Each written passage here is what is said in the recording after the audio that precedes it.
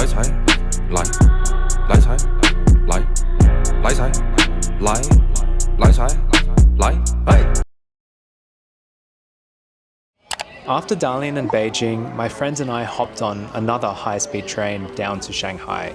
I'd been to Shanghai years ago with my family, so it was really nice to visit again, this time older and with friends. Unlike Beijing with all its history, culture and early starts, Shanghai felt younger, flashier, and we definitely took things a bit easier here. After checking in, we headed out for food and, funnily enough, we ended up having Beijing hot pot in Shanghai. When in Shanghai, we have Beijing food.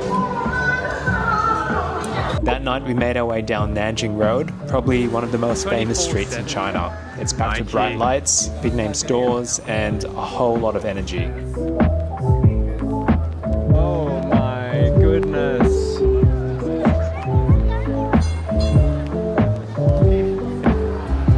Shanghai M&M.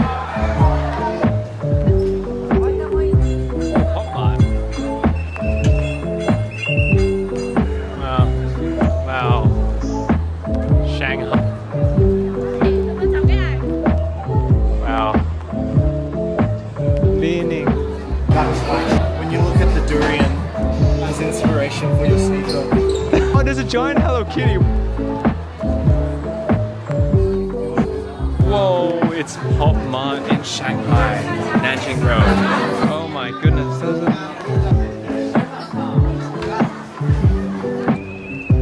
We eventually reached a bund, which is basically the iconic spots in Shanghai. It was super crowded, it was a Friday night, and the weather was kind of moody, with low clouds covering the skyscrapers, but honestly, that made the skyline look something out of a sci-fi movie. We were craving something easy on the way back, so tried finding a KFC, but the one that our maps led us to was either closed, getting renovated or something. We just couldn't find it, so yeah, we went to Macca's instead. The next day kicked off having some wontons, then we headed out to meet some of my friends' dancing friends over a big Shanghainese feast. We might have over-ordered a bit, but we somehow still managed to finish most of it off. Afterwards, we walked around the area a bit, then we spent the Arvo bouldering. I've been bouldering in Sydney the past few years. I love it. It was really fun to see what the bouldering scene was like in China.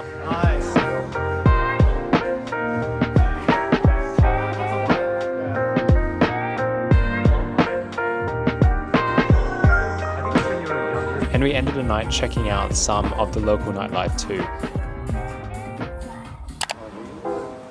After having some dumplings and noodles at a local place nearby the hotel, we went to Anfu Road, this really trendy area full of cute cafes, boutiques and stylish people. Echo was not kidding when she said people in Shanghai dressed well and were fashionable. Yeah, literally. There were photographers doing street portraits, people snapping pics, and really had this artsy cool vibe that I guess Shanghai is known for. We checked out a few shops. I got this Buffalo Low Sun Bear, another one to add to my collection. We also checked out this shop called Wiggle Wiggle.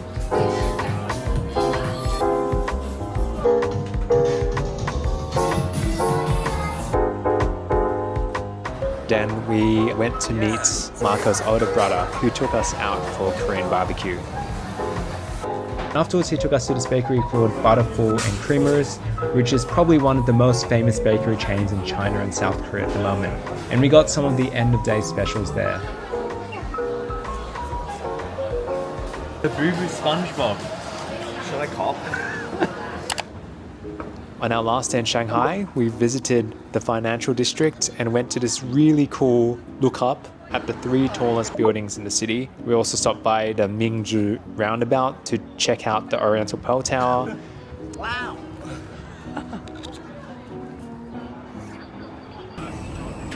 And we went to Jing'an to check out the Jing'an temple.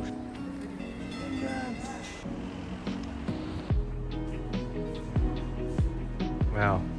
He's in your sights. And then I dragged my friends to the Jing'an God, Apple store just across the road. It's one of Apple's latest stores that just opened last year. And honestly, it didn't disappoint. I feel like Apple did a really great job doing up this store. We're inside the Apple store, Jing'an. It's opened last year.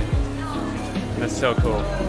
Good morning, Tim Cook. I'm here today Good morning. in the Shanghai. Marco's trying the Apple Watch Ultra. That's a very chunky band. Yeah, and personally, I think the ultra size, It's very big. I don't think it's good for my wrist. For me, I'm like particular about how my Yeah. watch wears on my wrist. That No. see the way that sits, It's better. much prefer that. Yeah. Funny. Wow. Apple Watch Ultra. Since we hadn't done much local shopping yet, I really wanted to get something from Beijing or Shanghai, like some local brands for clothes and stuff. So we decided to dedicate the rest of the afternoon to that. We all got some pieces from this local brand called Toilate and Monday Sleeping Club. For the last night in Shanghai, my friends' friends took us to a Michelin-starred restaurant. We had braised pork, crab roe rice, among others. The whole place had this really cool retro 1930s vibe with live music right by our table. You wanted to just We wrapped up things with a visit to the Yuyuan garden, which had traditional architecture amongst a really serene atmosphere. It was pretty touristy, but I believe it was a perfect way to end our trip to Shanghai. Live it every night.